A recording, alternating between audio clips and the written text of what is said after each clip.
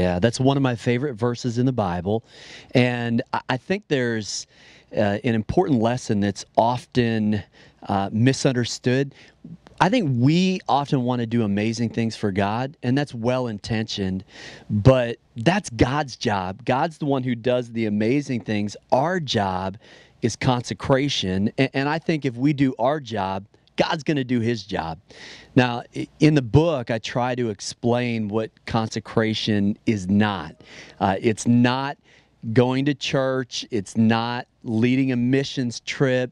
It's not tithing. It's not doing devotionals. It's not raising your hands in worship. All of those are good things, but that's not the heart of consecration. I think consecration is taking yourself off of the throne and making sure that Jesus is on the throne of your life. It's all of you for all of him.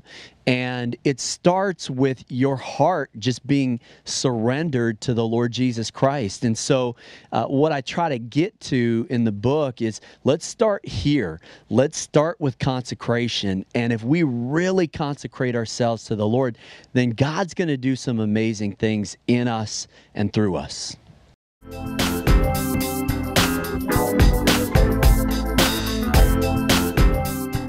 You know, that story of the rich young ruler is an interesting one, because on paper, he's got everything that we think we want.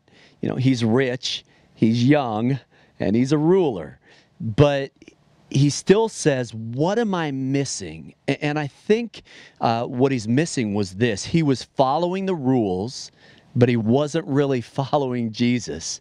And I think there's a lot of people in a lot of churches that find themselves in that same place. They aren't doing anything wrong, per se. You know, the rich young ruler says, I'm keeping all the commandments, but you can do nothing wrong and still do nothing right. And I think what I'm trying to convey in All In is that it's not just about the sins of commission, you know, don't do this, don't do that, and you're okay. No, it's about the sins of omission, you know, what you would have, could have, and should have done. If the rich young ruler had gone all in, I mean, think about the difference he could have made. He could have leveraged his power, leveraged his wealth for incredible good, but he ended up just spending it on himself. And so at the end of his life, I think he had everything and realized it was nothing. And then you have the disciples, and they end up with nothing. I mean, 11 out of 12 are martyred for their faith, but they had everything. Their eternal reward speaks for itself.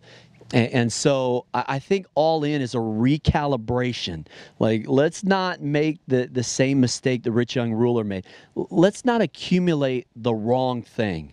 Let's make sure that we're not just following the rules, but following Jesus himself.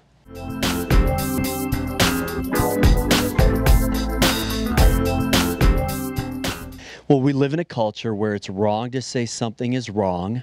And I think that's wrong. I don't think we're doing anybody any favors if we pull punches. The truth is the truth. Now, we need to speak it in love, but here's what I believe. The church should be more known for what we're for than what we're against. So when Paul walks into Athens and he's surrounded by all of this idolatry, he doesn't put up a picket sign and boycott the Areopagus. He walks in and he competes for the truth. And he goes toe-to-toe with some of the most brilliant minds in the ancient world. I don't know. I'm just cut from the cloth that believes you criticize by creating. That's what Michelangelo said. You write better books. You make better films. You start better schools. If you have an issue with what's going on, well, let's not just point out what's wrong. Let's be the solution. And I think that's part of what it means to be the people of God. And certainly, All In is a book that calls us to that kind of standard. Let's not just talk it. Let's walk it. And let's make sure that our lives preach what we really believe, because you're the only Bible that some people are ever going to read. Are you a good translation? And each one of us is called to be, in a sense, a unique translation of the Bible so that people can see it with skin on.